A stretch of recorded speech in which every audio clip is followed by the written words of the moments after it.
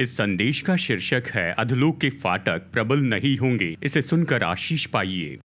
ठीक है, अभी अपनी बाइबल में निकालते हैं यहाँ मत्ती अध्याय 16, हम वचन 13 से वचन 19 तक पढ़ेंगे।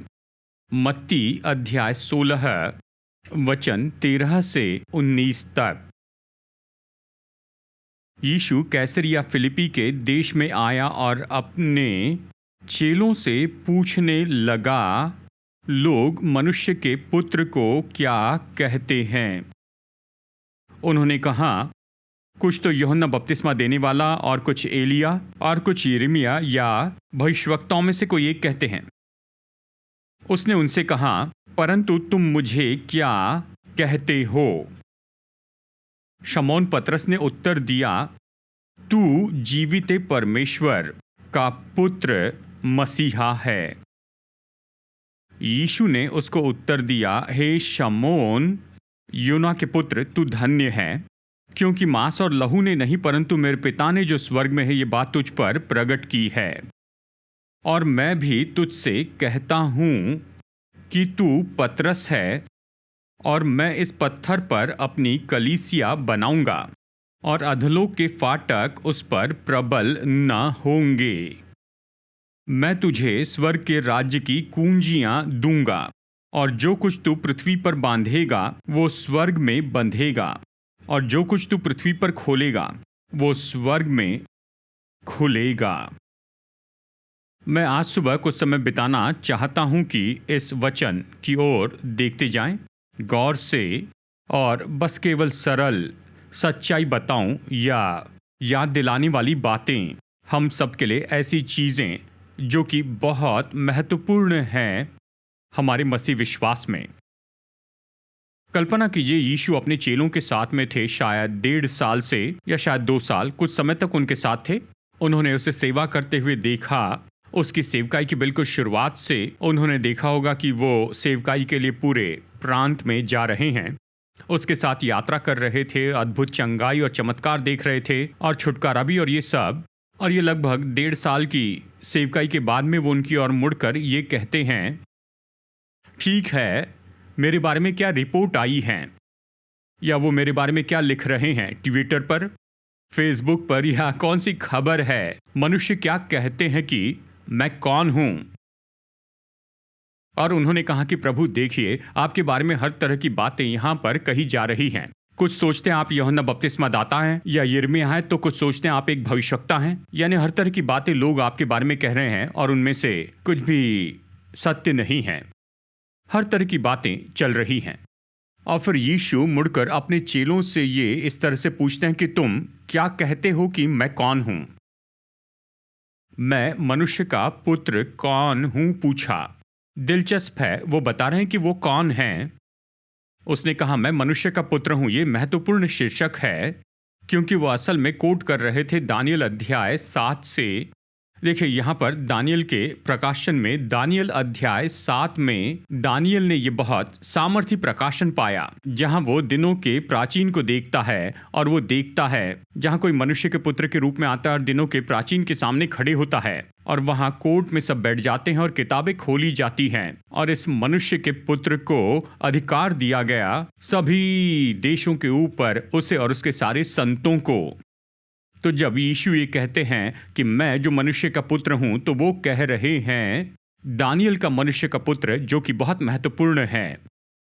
यानी सच में वो खुद का परिचय दे रहे हैं कि तुम क्या कहते हो कि मैं मनुष्य का पुत्र कौन हूं? सुनो, मैं मनुष्य का पुत्र हूं, इसके बारे में कोई सवाल नहीं है, पर तुम मेरे बारे में क्या जानते हो? तुम मेरे बारे में क्या कहते हो? अब यीशु ने जानबूझकर इस वाक्य को बार बार दोहराया कि मनुष्य का पुत्र। बार बार अपनी सेवकाई के शुरू से ही उसने कहा, तुम मनुष्य के पुत्र को बादल पर महिमा के साथ आते देखोगे। और वो जानते थे कि वो खुद के बारे में कह रहे हैं, दानियल के दर्शन के बारे में वो जानते थे। इसलिए जब यीशु ने ये सवाल पूछा, तुम क्या कहते हो कि मैं जो मनुष्य का पुत्र हूं, मैं कौन हूं? तुम क्या कहते हो? ये महत्वपूर्ण है। मैं सोचता हूँ ये महत्वपूर्ण सवाल है हमारे लिए। हम क्या कहते हैं, आप क्या कहते हैं कि यीशु कौन है? यीशु के बारे में बहुत सी खबर है, उसके बारे में हर तरह की किताबें लिखी गई हैं, यानी ऐतिहासिक बातों के बारे में, और ये सब कुछ साबित करना चाहते उसका अस्तित्व नहीं था, जानते हैं हर तरह की बातें।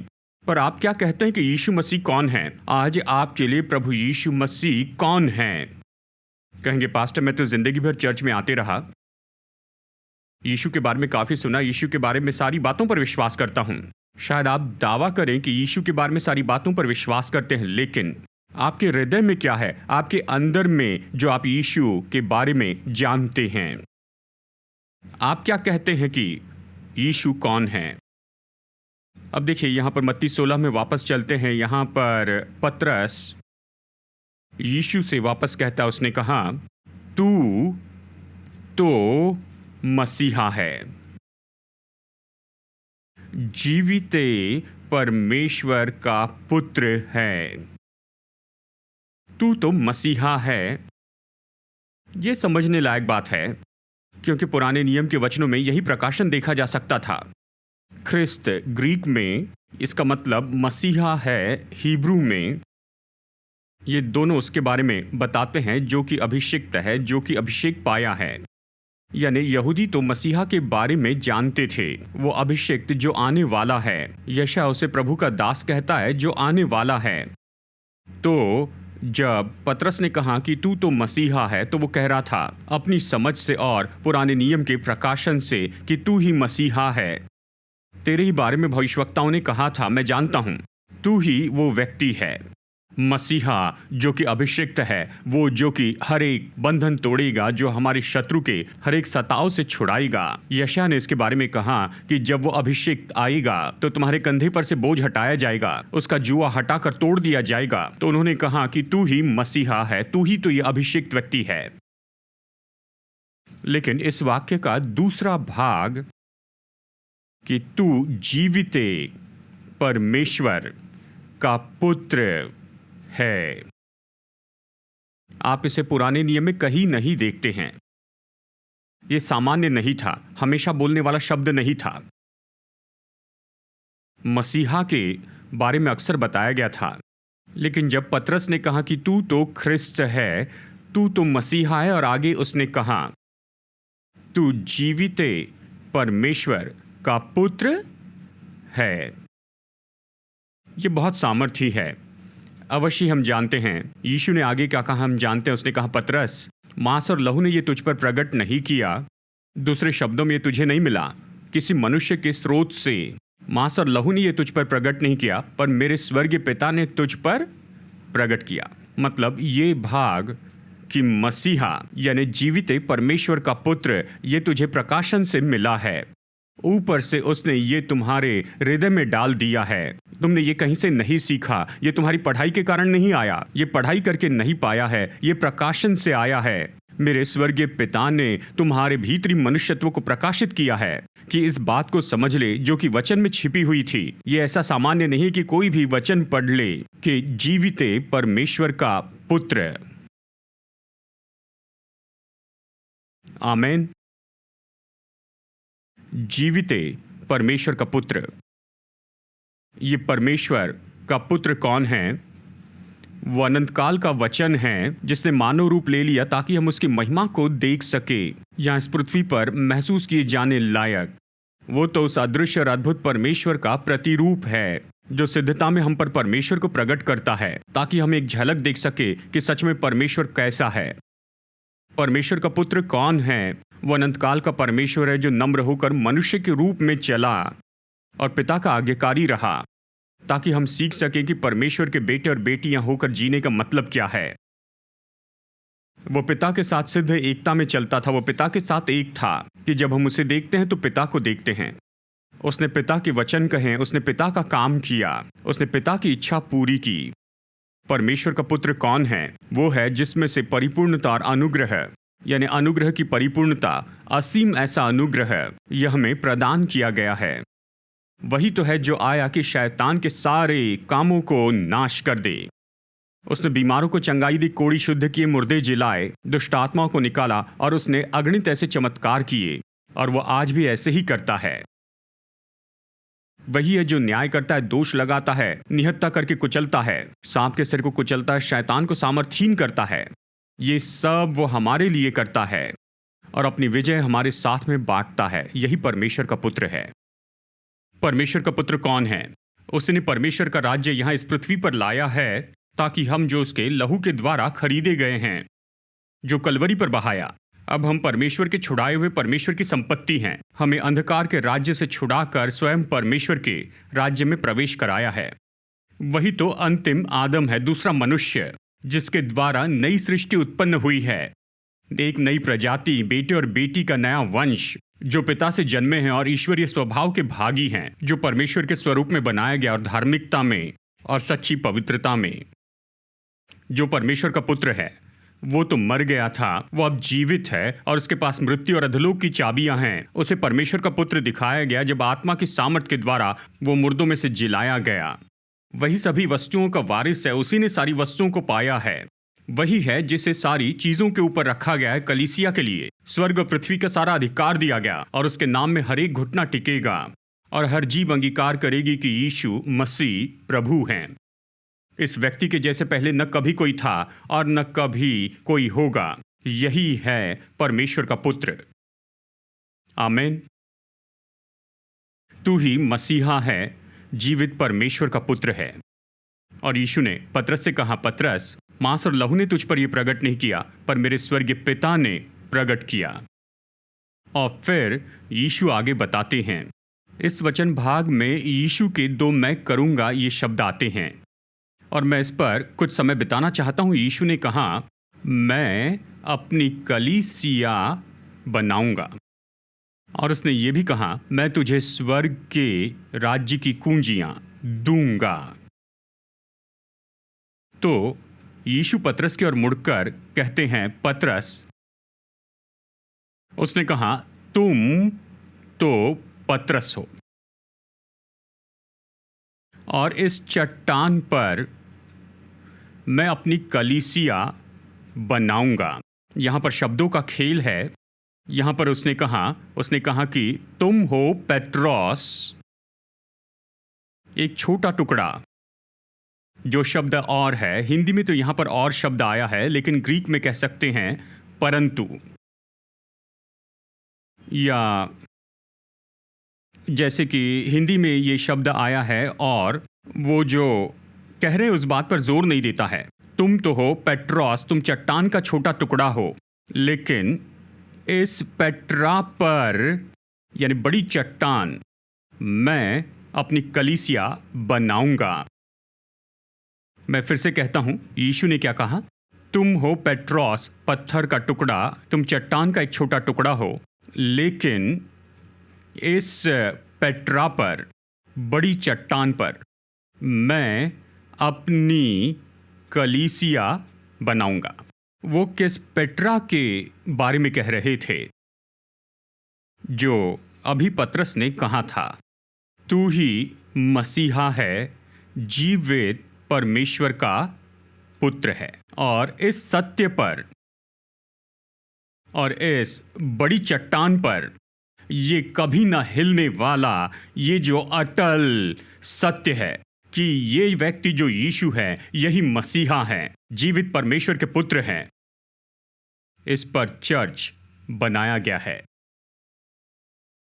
बहुत से लोगों ने कोशिश की कि इस पेट्रा को तोड़ दे और बहुतों ने कोशिश की कि विस्फोट कर दे इस पेट्रा में, लेकिन ये पेट्रा आज भी खड़ा है, क्योंकि वही तो है अनंत काल के परमेश्वर। आमीन। इसी पेट्रा पर यानी इस बड़ी चट्टान पर, इस सत्य पर यानी इस व्यक्ति पर, यीशु जो कि मसीहा है, जीवित परमेश्वर के पुत्र हैं, ये चर्च खड़ा रहता है। आमीन। यीशु ने कहा, मैं अपनी कलीसिया बनाऊंगा इस चट्टान पर। चर्च की बहुत ही मजबूत बुनियाद होती है। मुझे पुराना हिम पसंद है। काश इन दिनों में और भी ऐसे हिम्स गाते, लेकिन पता नहीं, वो निकाल कर कंटेम्प्रेरी सॉन्ग ले लिए गए हैं। मुझे पुरानी हिम पसंद है और ये गीत है कि कलीसिया की एक ही बुनियाद है। यहाँ कितने लोगों को ये पता है? सच में जो पुराने लोग हैं। The church is one foundation, इसे 60 के दशक में एक भाई ने लिखा, उनका नाम था सैमुअल जॉनस्टोन। इस सुंदर हिम के शब्दों को सुनिए। चर्च की एक ही बुनियाद है, वो तो यीशु मसीह उसका प्रभु है। वो तो नई सृष्टि है, जल और वचन के द्वारा स्वर्ग से आकर उसने उसे ढूंढा कि उसकी पवित्र दुल्हन हो जाए। अपने ही लहू से उसने उसे खरीदा और उसके जीवन के लिए वो मरा। हर एक देश से चुने गए, लेकिन पूरी पृथ्वी पर एक हैं। उसके उद्धार का शब्द है एक प्रभु, एक विश्वास, एक जन्म। एक पवित्र नाम से उसे आशीष दी गई और एक पवित्र भोज में जुड़ जाती हैं और एक आशा से वो आगे बढ़ती है, हर एक अनुग्रह पाती है। क्लेश और संकट के समय और यहाँ तक कि युद्ध के बीच में वो और ज़्यादा शांति की शाश्वती के लिए राह देखती है। उसका दर्शन महिमामय है, उसकी राह देखने वाली आंखें आशीषित हैं। और जो चर्च विजयी होगा वो तो ऐसा चर्च होगा जो विश्राम पाएगा। इस पृथ्वी पर उसकी एकता है उस परमेश्वर के साथ जो कि त्रिएक है, और उसके साथ में वो भोज में हैं जिनका विश्राम केवल वही है। हम तो आशीषित और पवित्र हैं। परमेश्वर हम पर अनुग्रह करे कि हम उनके जैसे नम्र और दीन हो और प्रेम के साथ में आपके साथ रहें। ये सुंदर है ना? मुझे पसंद आया, चाहे आपको ना आया हो। चर्च तो एक बुनियाद है, वो तो यीशु मसीह है जो उसका प्रभु है। वाह, कितने सुंदर शब्द हैं। आमीन। यही तो वो बुनियाद है जिसके बारे में यीशु ने कहा, मैं अपनी कलीसिया इस चट्टान पर बनाऊंगा। मैं अपनी कलीसिया बनाऊंगा। तो इस दूसरी बात पर मैं जोर देना चाहता हूँ। यीशु अपनी कलीसिया बना रहे हैं। अगर यीशु बना रहे हैं, अगर यीशु उभार रहे हैं, यदि वो कलीसिया को जमा कर रहे हैं, तो पृथ्वी का कोई मनुष्य, नरक की कोई भी सामर्थ चर्च को बनाए जाने से रोक नहीं सकती है। आमीन। लोग जो चाहे वो कर सकते हैं, कोई उससे रोक नहीं सकता, क्योंकि यीशु तो अपनी कलीसिया बना रहे हैं। उसने कहा, मैं अपनी कलीसिया बनाऊंगा। ये तो निश्चित करता है, ये तो अंतिम है, ये होगा ही, कोई इसे रोक नहीं सकता। आमीन। उसकी कलीसिया बनाई जा रही है। चर्च शब्द से हम परिचित हैं और ये तो हिंदी में आता है कलीसिया, जिसका सरल अर्थ है ऐसे लोग जिन्हें एक साथ बुलाया गया है एक उद्देश्य के लिए। इसका मतलब है कि लोगों को बुलाया गया कि एक साथ हो, अलग होने के लिए नहीं, अलग रहने के लिए नहीं, लेकिन हमें व्यक्तिगत रूप में बुलाया गया है कि हम सब एक साथ हो जाए। और इसीलिए इक्लेसिया के लिए दूसरा शब्द है सभा। हम एक साथ जमा होते हैं, लोगों को एक साथ रहने के लिए बुलाया गया एक उद्देश्य के लिए। तो ये मत भूलिए कि आप और मैं चर्च के रूप में हमें बुलाया गया कि हम एक साथ में रहें। सब लोग कहिए एक साथ। मतलब हमें एक दूसरे की ज़रूरत है, हम एक देह हैं, हमें एक दूसरे की ज़रूरत है, हम परिवार हैं, हम परमेश्वर का भवन है। तो हमें एक साथ बुलाया गया है, पर साथ ही हमें एक उद्देश्य के लिए बुलाया गया है। तो आप इसे भी मत भूलिए, हम एक उद्देश्य के लिए बुलाए गए। जब यीशु ने कहा मैं अपनी कलीसिया बनाऊंगा, तो वो कह रहे हैं मैं लोगों को बुलाते रहूंगा, मैं उन्हें एक साथ लाऊंगा और मैं उन्हें एक साथ लाते रहूंगा एक उद्देश्य के लिए। उस समय से जब उसने ये शब्द कहे थे, पेंटिकोस्ट के दिन से पूरे संसार में परमेश्वर का पवित्र आत्मा काम कर रहा है। हर जगह वो लोगों को जमा कर रहा है और अंधकार से ज्योति में ला रहा है। वो लोगों को पाप से बाहर बुला रहा है, संसार के मार्गों से बुला रहा है। वो अपने लिए लोगों को बुला रहा है और वो कह रहा है कि मैंने तुम्हें बुलाया है एक उद्देश्य के लिए। आमीन। और हमारा उद्देश्य है, अब से आगे हम कभी अपने उद्देश्य को न भूलें। आप विश्वासी हैं, आप इस चर्च के भाग हैं, यीशु मसीह की कलीसिया जो वो बना रहे हैं, और आपको बुलाया गया कि इस चर्च में हो। मतलब मैं कह रहा हूं कि मसीह की देह में हो। आपको चर्च में आने के लिए बुलाया गया कि आप उसके हो जाएं, लेकिन आपको बुलाया गया एक उद्देश्य के साथ। हमारा मुख्य उद्देश्य यह है कि परमेश्वर को महिमा दे। आप जो भी करते हैं, ये सब परमेश्वर की महिमा के लिए करे, प्रभु को महिमा दे। प्रभु ने आपको जहाँ भी रखा, उसने आपको जो भी काम दिया है, या आप हो सकते हैं स्कूल में या कॉलेज में, या आप जहाँ भी हो, दफ्तर में हो, या फिर आप गृहिणी क्यों ना हो, जहाँ भी हो, परमेश्वर को महिमा देनी है। हम उसकी स्तुति करते जाते हैं जिसने हमें अंधकार में से निकालकर अपने महिमा में ज्योति में लाया। तो हमारी प्रार्थना, हम सबकी प्रार्थना यही है कि प्रभु परमेश्वर की सुंदरता हमारे जीवन में दिखाई दे, प्रभु की महिमा हमारे जीवन के द्वारा दिखाई दे। तो आपको प्रभु के द्वारा बुलाया गया है एक उद्देश्य के लिए। तो परमेश्वर को महिमा दे। आपको जहां भी उसने रखा है, आप वहां पर चर्च हैं, आप वहां पर उसे महिमा दे। आमीन। हमें बुलाया गया है ताकि हम प्रभु यीशु मसीह का सुसमाचार घोषित करें। इस बात को हम कभी न भूलें।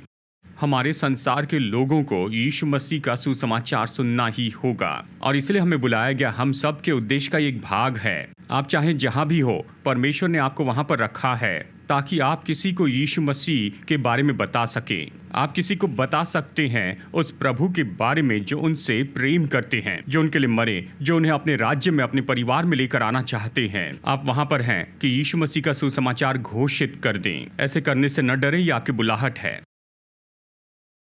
आमीन। आपको ऐसा करने के लिए बुलाया है। आपको बुलाया गया कि आप परमेश्वर के राज्य का प्रभाव बढ़ाते जाएं। आप जहां पर भी हैं, प्रभु राज्य के मूल्य के अनुसार जिए, परंपरा के अनुसार जिए, या आपके आसपास के मूल्य और परंपरा से बिल्कुल अलग हैं, पर इसी तरह से आप नमक और ज्योति हैं। और प्रभु राज्य का प्रभाव तो बहुत सामर्थी है इस संसार के प्रभाव से। आमीन। मैंने कई बार ये बताया कि जब मैं कॉलेज में था, मैं आपसे ये नहीं कहता कि आप भी ऐसा ही करें, मैं बता रहा हूँ मेरे जीवन की एक कहानी। मैं कॉलेज में था, मैं यूएस में था, मास्टर्स डिग्री कर रहा था, और मुझे रहने की जगह ढूंढनी थी। और मैं वहाँ पर एक चर्च में उपस्थित होता था। मैंने उन्हें बताया कि मैं रहने के लिए एक जगह ढूंढ रहा हूँ, और मैं जहाँ पर रह रहा हूँ वहाँ से निकलकर मुझे दूसरी जगह पर रहना होगा। उन्हें बताया। उस रविवार, केवल उस रविवार को एक भाई आए और उन्होंने उन्हें बुलेटिन दिया। वो भीतर आए, वो कुछ मिनट तक सभा में खड़े रहे और फिर चले गए। पर वो अपने साथ बुलेटिन लेकर गए। पूरी सभा में नहीं रुके। बुलेटिन के पीछे लिखा था एक अशर रहने की जगह ढूंढ रहे हैं। तो पढ़ा और मुझे कॉल किया। और चलिए मैं उनका नाम बताता हूँ, आप में से कोई भी उन्हें नहीं जानता है। उनका नाम है जेफ। जेफ ने फ़ोन किया और कहा, सुनो, तुम्हारा नाम क्या है? मैंने कहा, आशीष। वो हैरान हो गए। हशीश? मैंने कहा, नहीं नहीं, ये आशीष है। तो वो भी हंसने लग गए और हम बात करने लगे। उन्होंने बताया कि वो यूनिवर्सिटी कैंपस के आसपास में ही रहते हैं। उन्होंने कहा, मेरे पास जगह है, मैं एक घर में रहता हूँ, ये 2 बेडरूम का है। वो ढूंढ रहे थे कि कोई आकर उनके साथ रहे। क्या तुम आकर रहना चाहोगे? मैंने कहा, ठीक है, मैं आकर देखूंगा। क्या तुम्हारे पास कोई गाड़ी है? मैंने कहा, नहीं। तो कहा, मैं तुम्हें लेने के लिए आ रहा हूँ।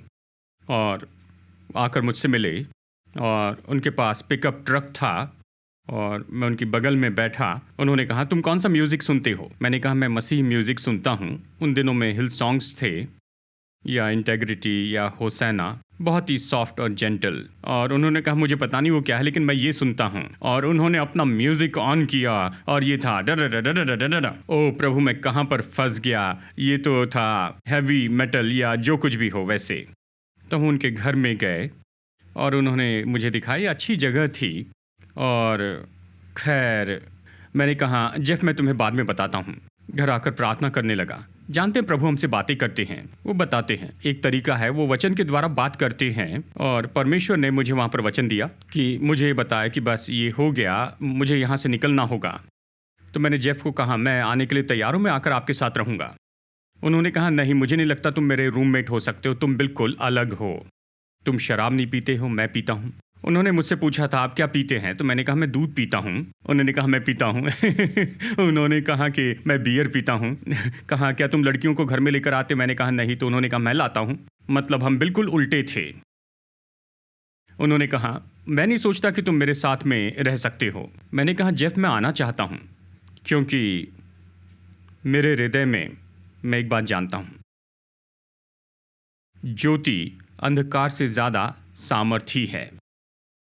मैंने महसूस किया मुझे उनकी दुनिया में आना होगा। और उन्हें यीशु के पास लेकर आना होगा। हालांकि उन्होंने कहा, मैं नहीं चाहता कि आप मेरे साथ रहें। मैंने कहा, मैं रहना चाहता हूँ। ठीक है, आ जाओ। तो मैं वहाँ पर गया, उनके साथ रहने लगा।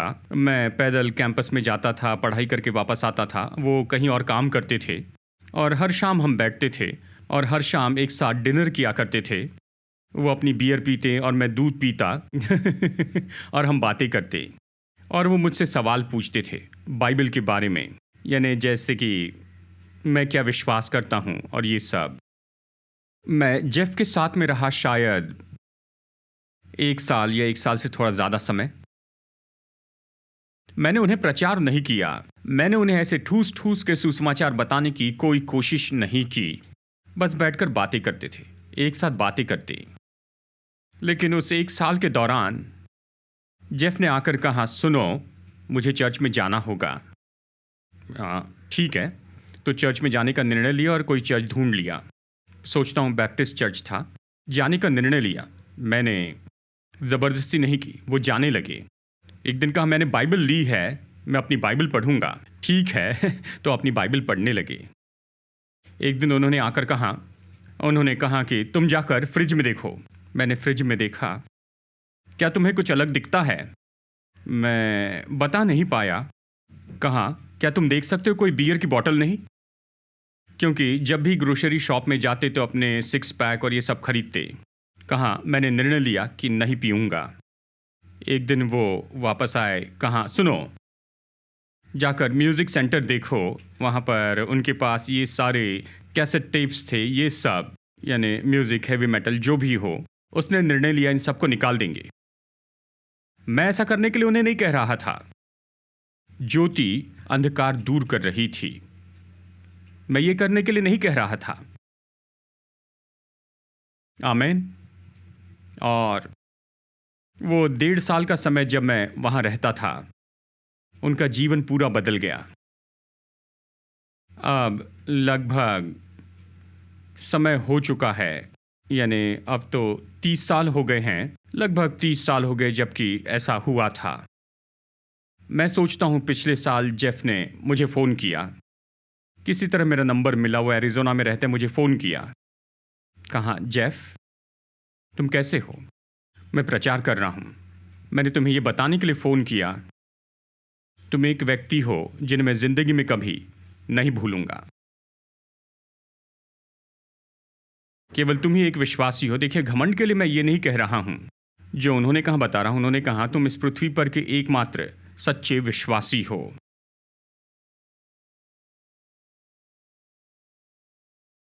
उन्होंने यही कहा फ़ोन पर। वो इसे नहीं भूल पाए। वो पिछले 30 साल की अपनी यात्रा से होकर गए, लेकिन उनके साथ में रहना 1 साल या 1.5 साल से कम समय में ही उनके जीवन पर प्रभाव पड़ा। मैं क्या कह रहा हूँ? आप वो चर्च हैं। आपको बुलाया गया कि आप नमक और ज्योति हो। आप वो चर्च हैं जो यीशु बना रहे हैं। आप जहाँ पर रहते हैं, अगर इस तरह से जिएंगे तो लोगों की ज़िंदगी बदल जाएगी। आमीन। मैं घमंड के लिए नहीं कह रहा हूँ, बस ये बता रहा हूँ कि ऐसा हुआ है। उस सामर्थ को समझ लीजिए जो परमेश्वर ने आप में रखी है। जहाँ सबसे ज़्यादा अंधकार होता है, वहाँ ज़्यादा ज्योति चमकती है। आमीन। और ज्योति की ज़रूरत है जहाँ पर अंधकार होता है।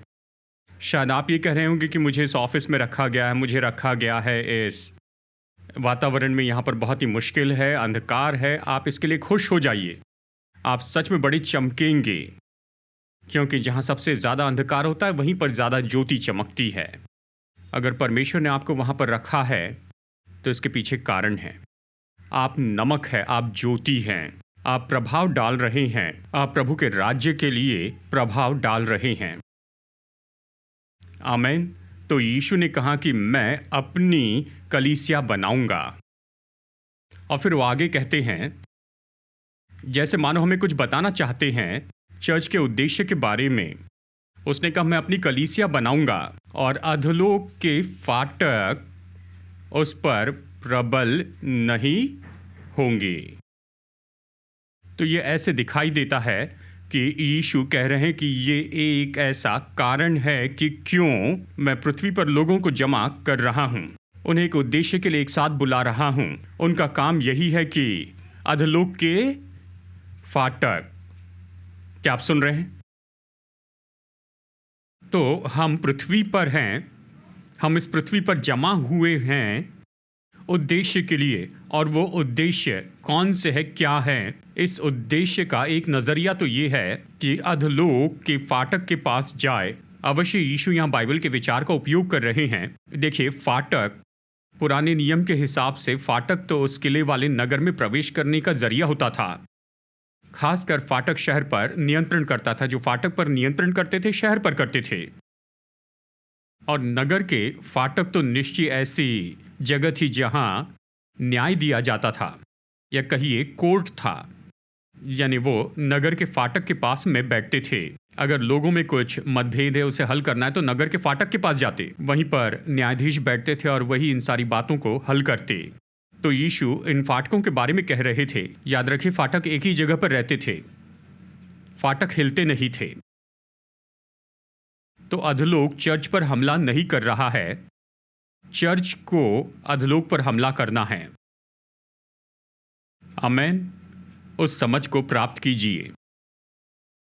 अधोलोक के फाटक वो तो एक ही जगह पर रहते हैं। आज सुबह फाटक आपके पास में नहीं आया, आप खुद फाटक के पास में गए हैं ना? आप फाटक के पास गए। तो अधोलोक के फाटक तो दुष्ट आत्माओं के अधिकार के क्षेत्र के बारे में बताते हैं, और चर्च को उसके सामने जाना होगा। यीशु ने कहा, मैं अपनी कलीसिया बनाऊंगा, और अधोलोक के फाटक मेरी कलीसिया को नहीं रोकेंगे। इसका मतलब चर्च जो यहाँ पर हैं, ये इस पृथ्वी पर जमा हुए हैं कि वो उन फाटकों की ओर आगे बढ़ते जाएं। जिस क्षेत्र में दुष्टात्माओं का अधिकार, उन क्षेत्रों की ओर आगे बढ़े। जहां आप शत्रु को काम करते देखते हैं, उन जगह की ओर आगे बढ़ते चले जाएं। आप फाटक के पास में जाइए। बगल वाले से कहिए, फाटक के पास जाइए।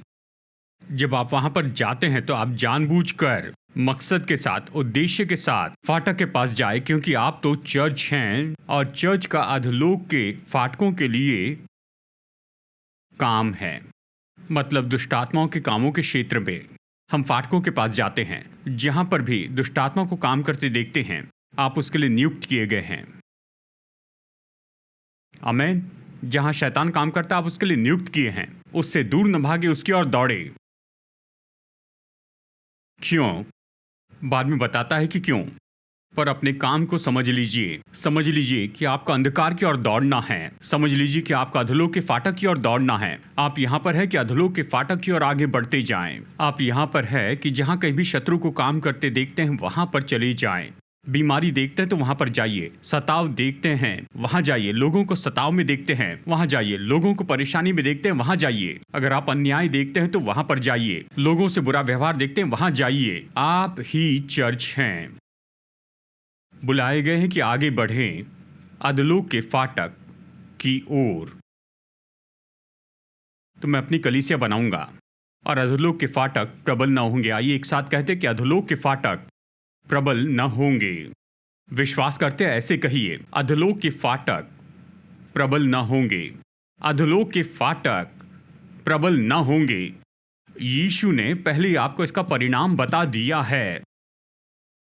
कहिए आप गेम खेलने वाले हैं और रेफरी कहते हैं इस गेम के अंत में स्कोर 10-0 होगा, आप जीतेंगे। आनंद उठाइए। यीशु ने कहा कि अधोलोक के फाटक प्रबल नहीं होंगे। हमारे पास में ऐसी ही मनोदशा होनी चाहिए। यीशु ने पहले यह कह दिया है। उसने कहा कि अधोलोक के फाटक प्रबल नहीं होंगे, वो आप पर अधिकार नहीं करेंगे, वो आपको रोक नहीं सकता है। आप तो चर्च के भाग हैं। और देखिए, पहले से विजय तो आपकी ओर से है। विजय आपको दे दी गई है, आपके लिए इसे घोषित कर दिया गया है। तो हमारा रवैया ऐसा होना चाहिए जैसे हम अधोलोक के फाटक के पास आते हैं, हम पहले से जयवंत हैं। चाहे युद्ध हो या लड़ना हो, लेकिन यीशु ने पहले ही कहा कि अधोलोक के फाटक प्रबल नहीं होंगे। इस तरह हम आगे बढ़ते हैं अंधकार के कामों की ओर। जब किसी बीमार के लिए प्रार्थना करनी है, इस तरह प्रार्थना कीजिए कि अधोलोक के फाटक प्रबल नहीं। अगर आप देखते हैं ऐसी परिस्थिति को जिन्हें हमें घर में ही निपटना है, यानी उसका सामना कैसे करें? अधोलोक के फाटक प्रबल नहीं होंगे। दफ्तर में कोई परिस्थिति देखते हैं तो कैसे व्यवहार करें? अधोलोक के फाटक प्रबल नहीं होंगे। यह हमारा रवैया है जो वचन पर आधारित है, अच्छा रवैया है। आमीन। यीशु ने कहा अधोलोक के फाटक प्रबल नहीं होंगे। क्यों? क्योंकि वह आगे बताते हैं, मैं तुम्हें स्वर्ग के राज्य की कुंजियां दूंगा। कुंजियां अधिकार को दर्शाती हैं। और किसके पास कुंजियां हैं? और मैं तुम्हें दूंगा मतलब कलीसिया को दूंगा, वो देह जो जमा होती है, जो लोग इस चट्टान पर बनाए गए हैं। मैं तुम्हें स्वर्ग के राज्य की कुंजियां दूंगा। कृपया अपना दाहिना हाथ उठाकर मेरे साथ में कहिए, मेरे पास कुंजियां हैं। इसे समझकर बोलिए, मेरे पास कुंजियां हैं। अब ये तो बहुत ही बुनियादी बात है। अगर आप ताले के साथ में कुछ करना चाहते हैं, यदि आपको ताला खोलना है या बंद करना है, इसे किसे करना होगा? जिनके पास चाबी है। यदि जिनके पास में चाबी है वो उसकी ओर देखते रहें जिसने चाबी दी है और उससे कहें कि हे प्रभु कृपया ताला लगा दीजिए, तो जिसने इन लोगों को चाबियां दी है वो उनसे क्या कहेंगे? चाबी तो तुम्हारे हाथ में है कृपया वो ताला लगा लो। क्या आप संदेश समझ रहे हैं? देखिए, चर्च को ये चाबी दी गई है, लेकिन चर्च परमेश्वर की ओर देखकर कह रहा है, प्रभु आप ये ताला लगाइए। और यीशु ने कहा कि मैं तुम्हें कुंजियां दूंगा स्वर्ग के राज्य की। मैं ये नहीं कह रहा परमेश्वर महान नहीं है। देखिए, परमेश्वर महान है, निश्चय वो महान है, वो काम करेंगे। हम जो कुछ भी करते हैं उससे बढ़कर वो करेंगे। मैं जोर दे रहा हूं हमारी जिम्मेदारियों पर, क्योंकि उसने हमें ये चाबियां दी हैं। आमीन। परमेश्वर अपनी महानता में इतने सुरक्षित हैं, वो आपको चाबी देने से डरते नहीं हैं। वो अपनी महानता को नहीं खोए हैं और उसने आपको और मुझे चाबियां दी हैं। वो अभी भी महान हैं, लेकिन हमें समझना होगा कि चाबी तो हमारे हाथों में दी है। इसका मतलब वो कहते हैं कि तुम बांधो, तुम खोलो, तुम ताला लगाओ और तुम ताला खोलो। चाबियां तुम्हारे हाथों में हैं। तो जब हम ऐसी परिस्थितियों को देखते हैं जहां पर अंधकार की शक्तियों को काम करते देखते हैं, जहां दुष्टात्मा काम कर रहा है, जहां पर शैतान अधिकार कर रहा है, तो समझ लीजिए हमारी मनोदशा कैसी होनी चाहिए। नंबर 1, अधोलोक के फाटक प्रबल न होंगे। नंबर 2, मेरे पास चाबियां हैं। ये बाइबल की मनोदशा है। क्या आप सुन रहे हैं? कुछ गलत नहीं है कि इस परिस्थिति में इस नजरिए से आगे बढ़ते जाएं। ये बातें प्रबल नहीं होंगी। दूसरी बात, मेरे पास कुंजियां हैं। यीशु ने यही कहा, मैं तुम्हें कुंजियां दूंगा चर्च को। इसका मतलब आप वहां पर आइए, आधुनिक शब्दों में समस्या हल करने वाले के रूप में, क्योंकि आपके पास चाबियां हैं। क्या आप सुन रहे हैं? उसने कलीसिया के हाथ में चाबियां दी। आप इस मनोदशा से आइए, प्रभु मैं जानता हूं अधोलोक के फाटक प्रबल नहीं होंगे, यीशु ने घोषित किया है। दूसरी बात, मैं कुंजियों के साथ आ रहा हूं। ताला लगाना या खोलना, जो कुछ भी काम करना जरूरी है। वचन 19 का अगला भाग तो बहुत ही दिलचस्प है। असली टेक्स्ट में इसे इस तरह से पढ़ा जाता है, शायद आपकी कुछ बाइबल में यानी मार्जिन में या फुटनोट में आप इस तरह से लिखा हुआ पाएंगे, जो कहता है यीशु यहां पर सच में यही कह रहे थे कि तुम पृथ्वी पर बांधो उसे जो कि स्वर्ग में बंधा हुआ है, और तुम पृथ्वी पर उसे खोलो जो कि स्वर्ग में खुला हुआ है। मतलब स्वर्ग ने इसकी घोषणा कर दी, अब इस पृथ्वी पर तुम इसे निश्चित कर लो। ऐसा नहीं कि पृथ्वी से स्वर्ग पर प्रभाव डाल रहे हैं, पर स्वर्ग का प्रभाव पृथ्वी पर ला रहे हैं। तो उसे बांधिए जिसे स्वर्ग ने बांधा है, उसे खोलिए जिसे स्वर्ग ने खोल दिया है। लेकिन ऐसा करने के लिए चाबियां, ऐसा करने के लिए जो अधिकार है, और ऐसा करने का जो अधिकार है और ऐसा करने की जो योग्यता है, वो आपके हाथों में रखी गई है, चर्च के। क्या आप सुन रहे हैं? तो हमें क्या करना चाहिए? बहुत ही सरल है। सरल सवाल पूछिए, क्या ये स्वर्ग में है? यदि ये स्वर्ग में नहीं है तो आपके पास ये कहने का अधिकार है कि इसे पृथ्वी पर नहीं रहना है। बहुत ही सरल है। तो जब आप ऐसी परिस्थिति देखते हैं अपने परिवार में या दूसरी जगह पर जो गड़बड़ी और विभाजन लाती है, नफरत, झगड़ा, और क्या ये स्वर्ग में है? स्वर्ग में नहीं है।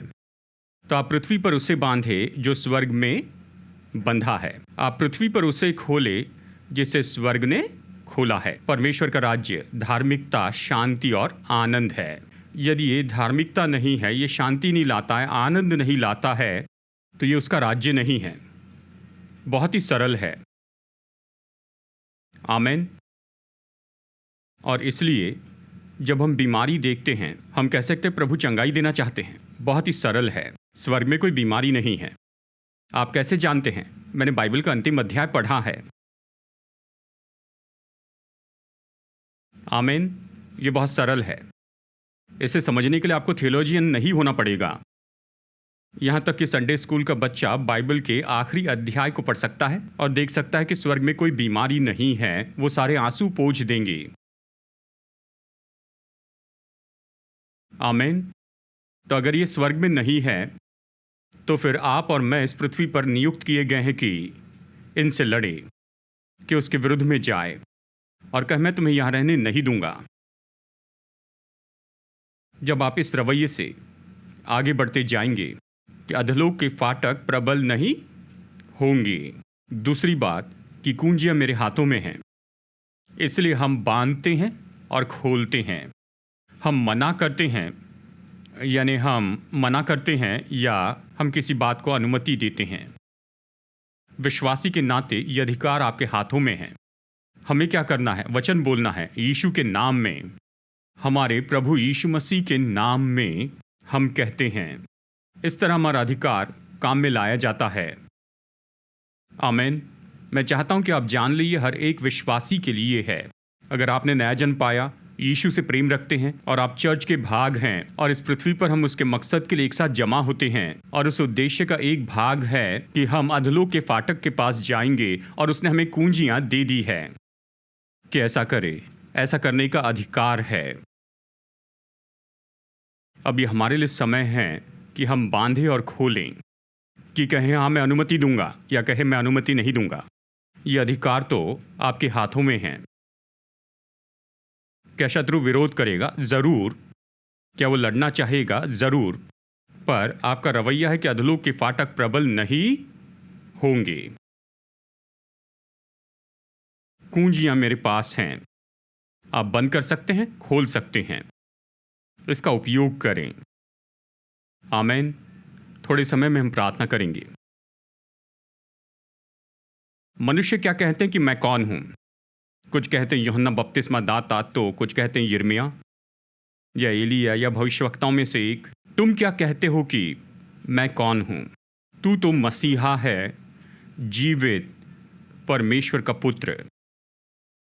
इस सत्य के ऊपर, इस चट्टान के ऊपर मैं अपनी कलीसिया बनाऊंगा। हम में से हर एक व्यक्ति, हम इस चट्टान के ऊपर स्थापित हैं, यानी मसीह पर। हम वहां पर हैं। हम इस पर स्थापित हैं। हमें कोई हिला नहीं सकता है। हम उसे थामे रहते हैं। मसीह जो मजबूत चट्टान है उस पर हम खड़े होते हैं। बाकी सारी भूमि तो डुबाने वाला ऐसा दलदल है। आप उस मजबूत चट्टान पर है। कोई आपको हिला नहीं सकता। कहा मैं अपनी कलीसिया बनाऊंगा, लेकिन कलीसिया तो लोगों का समूह है जिसमें सब लोग जुड़े हैं। चर्च ये लोगों का समूह है जो एक उद्देश्य के साथ एक साथ जमा हुए हैं। हम कभी अपना उद्देश्य न भूलें। और इस वचन भाग में यीशु पहचान कराते हैं उन उद्देश्यों में से एक के साथ। अधलोक के फाटक। अधलोक के फाटक के पास जाइए। दुष्टात्मा से प्रभावित क्षेत्रों की ओर जाइए। ऐसी जगह पर जाइए जहां शैतान तो काम कर रहा है जो कि नहीं किए जाने चाहिए। लोगों को परेशान कर रहा है, लोगों को सता रहा है। वहां जाइए। अधलोक के फाटक, वहां पर जाइए। इस रवैये के साथ में जाइए कि ये फाटक, अंधकार के ये काम प्रबल नहीं होंगे। ये जानते हुए जाइए कि प्रभु राज्य की कुंजियां और अधिकार आपको दिया गया है। उसने पहले आपको दे दिया है। वो आपकी ओर देख रहा है कि इन कुंजियों का उपयोग करें। अब मुझे गलत मत समझिए, ये कहना गलत नहीं कि हे प्रभु कुछ कीजिए, ऐसा कहने में गलत नहीं, ऐसी प्रार्थना में गलत नहीं, लेकिन आप जिम्मेदारी उठा लीजिए। उसने आपके हाथ में जो रखा है उसे ले लीजिए, उन चाबियों का उपयोग कीजिए। लगता है आज हिम का दिन है। मुझे ये सुंदर हिम पसंद है जो कि लिखी गई है 1865 में। 1871 में से संगीत दिया गया गीत था ऑनवर्ड क्रिश्चियन सोल्जर्स। मैं गीत के बोल आपके लिए पढ़ता हूं। आगे बढ़ने वाले मसीही सिपाही युद्ध के लिए मार्च कर रहे हैं, यीशु के क्रूस के साथ आगे बढ़ते जा रहे हैं। मसीह जो राजघराने के स्वामी हैं, शत्रु के विरुद्ध में अगुवाई करते हैं, युद्ध में आगे बढ़ते हैं। उसके झंडे को बढ़ते देखो। आगे बढ़ने वाले मसीह सिपाही युद्ध के लिए आगे बढ़ रहे हैं, यीशु के क्रूस के साथ में वहां आगे बढ़ रहे हैं। यीशु मसीह के नाम में शैतान की सेना भाग जाती है। मसीही सिपाही आगे बढ़ रहे हैं, आगे विजय की ओर। नरक की बुनियादें हिल जाती हैं स्तुति की आवाज से। भाइयों, अपनी आवाज उठाइए और जोर से अपना जयघोष करो।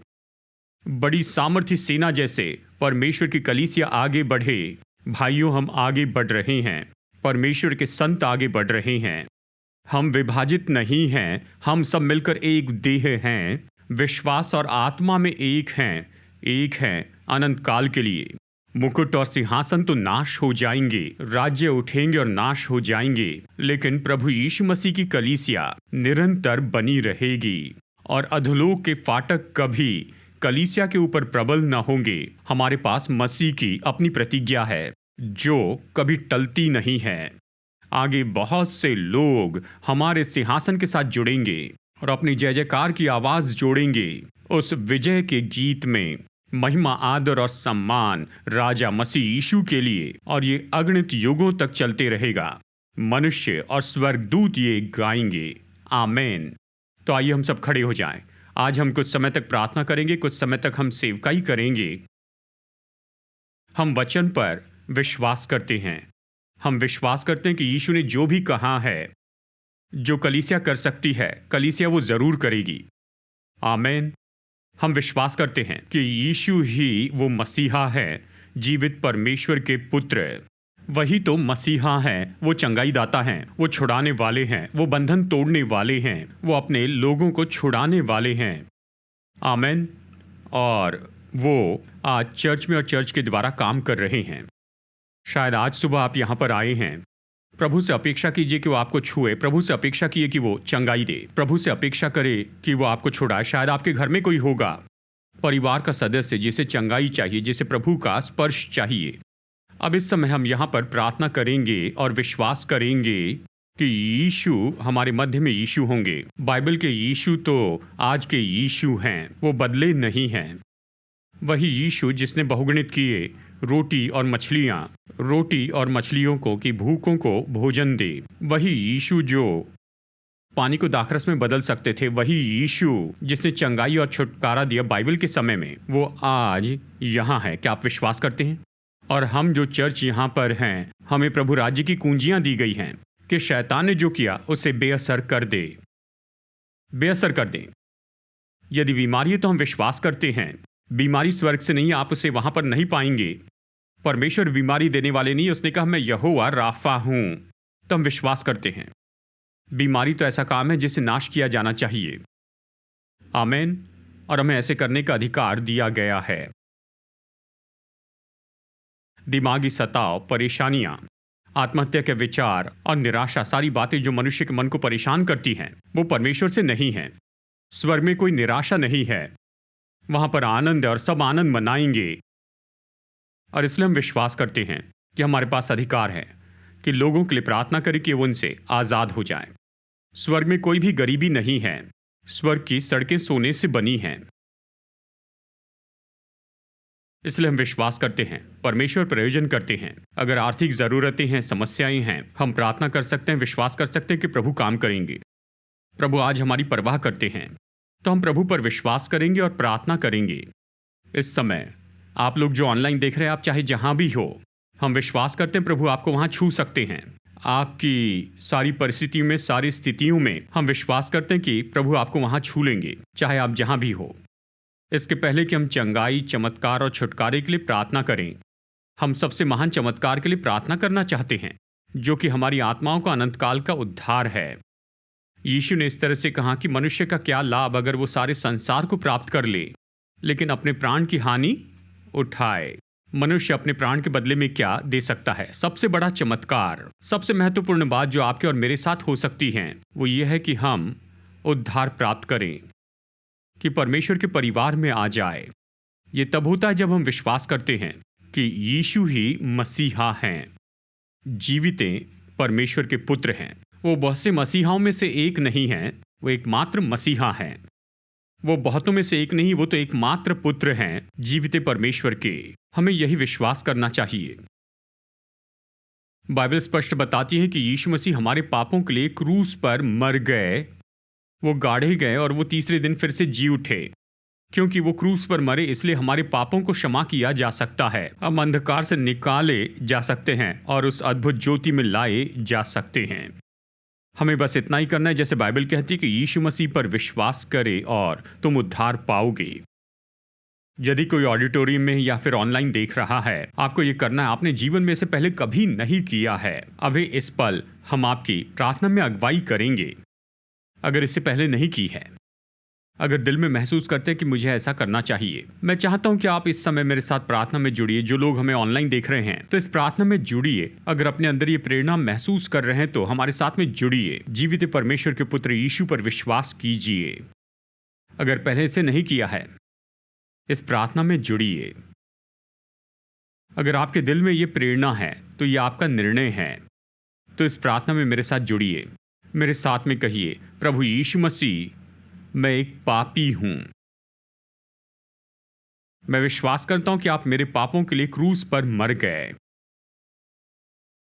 आप गाड़े गए और फिर से जी उठे, और आज आप जीवित हैं। मैं विश्वास करता हूं कि आप मसीह हैं, जीवित परमेश्वर का पुत्र है। मेरे जीवन में आइए, मेरे पापों को क्षमा कीजिए, मुझे परमेश्वर की संतान बनाइए। मदद कीजिए कि आपके पीछे चलूं, केवल आपके पीछे, अपने पूरे जीवन भर। यीशु के नाम में प्रार्थना करता हूं, आमीन। अगर आपने ये प्रार्थना मेरे साथ की है बिल्कुल पहली बार, तो बाइबल कहती है कि स्वर्ग में बड़ा आनंद मनाया जाता है। अगर एक भी व्यक्ति प्रभु के पास आता है, तो हम आपके साथ आनंद मनाएंगे। अगर आपने प्रार्थना की इस ऑडिटोरियम में है, तो अपने हाथ उठाइए, अपने हाथ उठाइए। अगर आपने जीवन में पहली बार ये प्रार्थना की, तो हम आपको देखना चाहते हैं, अपने हाथ उठाइए। कोई है जिन्होंने ये प्रार्थना की? हाथ उठाइए, हम आपके साथ आनंद मनाएंगे। हाँ, बहुत से हाथ हैं। कोई और है? यीशु ने कहा, बीमारों पर अपने हाथ रखो मेरे नाम में, और वो चंगे होंगे। देखिए, इसमें कुछ गलत नहीं कि आप अपने ऊपर अपने हाथ रखते हैं यीशु के नाम में। जो व्यक्ति हाथ रखता है उसके बारे में नहीं है, निश्चय ही हमें विश्वासी होना है। हम यीशु के नाम में से विश्वास से करते हैं। पिता, अभी इस समय मैं हर विश्वासी के साथ प्रार्थना कर रहा हूँ, जो यहाँ ऑडिटोरियम में है या फिर ऑनलाइन में है। शायद ये अपनी शारीरिक दशा के साथ में आए हैं। प्रभु, हम धन्यवाद देते हैं सारी मेडिकल मदद के लिए जो हम डॉक्टर से पाते हैं। हम आभारी हैं, लेकिन आप हमारे चिकित्सक हैं। आपके स्पर्श के बिना हम चंगे नहीं हो सकते हैं। इसलिए प्रभु, इस समय हम प्रार्थना करते हैं प्रभु यीशु के नाम में। आपने हमें जो कुंजियां दी उसका उपयोग करते हैं। आपका सामर्थ्य नाम, आपका पवित्र वचन, आपकी पवित्र आत्मा की सामर्थ जो हमारे द्वारा बहती है। और प्रभु यीशु मसीह के नाम में हम बीमारियों से कहते हैं, रोगों से और कमजोरियों की आत्मा से ये कहते हैं, ऐसी आत्माएं जो हमारे शरीर और मन को परेशान करती हैं। प्रभु यीशु मसीह के नाम में मैं कहता हूं कि बीमारी और रोग पूरी तरह से निकल जाए। मैं आगे देता हूं कि निर्बलता की आत्मा निकल जाए, बीमारी और रोग लाने वाली आत्माएं चली जाएं, यीशु मसीह के नाम में। प्रभु सताने वाली और मुश्किल परिस्थितियां पूरी तरह गायब हो जाए और शरीर चंगे हो जाएं। हमारे प्रभु यीशु मसीह के नाम में मुश्किलें दूर हो जाए, डिसऑर्डर दूर हो जाए। यीशु मसीह के नाम में अपनी चंगाई ले लीजिए, अपनी चंगाई ले लीजिए। गांठ और ट्यूमर पूरी तरह गायब हो यीशु मसीह के नाम में, और हड्डियां चंगी हो जाए यीशु मसीह के नाम में। जोड़ यीशु के नाम में चंगे हो जाए। भयानक दर्द, अर्थराइटिस या दूसरी परिस्थितियों के कारण प्रभु ये पूरी तरह से आजाद हो जाएं, प्रभु यीशु मसीह के नाम में। धन्यवाद करते हैं परमेश्वर, आपको धन्य कहते हैं, आपका आदर करते हैं पिता। धन्यवाद प्रभु यीशु। प्रभु जख्मों के निशान को चंगाई दीजिए। जख्मों के निशान, कुछ ऐसी चीजें जो वहां पर होती है जबकि उन्हें नहीं होना चाहिए था। प्रभु उन जख्मों के निशान को चंगाई दीजिए, उन्हें दूर कीजिए। आपको धन्यवाद देते हैं प्रभु। धन्यवाद प्रभु यीशु, धन्यवाद प्रभु। चलिए इस समय हम यहाँ पर बेनेडिक्शन लेते हैं। मैं सब पर यही कहना चाहूँगा कि प्रभु आपको आशीष दे, और निश्चय हम आपको न्योता देते हैं कि आप अपनी गवाही बताइए कि प्रभु ने आपके जीवन में कुछ किया। अपनी गवाही भेजिए testimony@apcwo.org पर। हम उन्हें लेकर आपको बताएंगे ताकि हम एक साथ आनंद मना सके। आमेन। प्रभु आपको आशीष दे और आपकी रक्षा करे और अपना मुख आपके ऊपर में चमकाए। प्रभु आप पर अनुग्रह करे और अपना मुख आपके सामने प्रकट करे और आपको अपनी शांति दे। आमेन।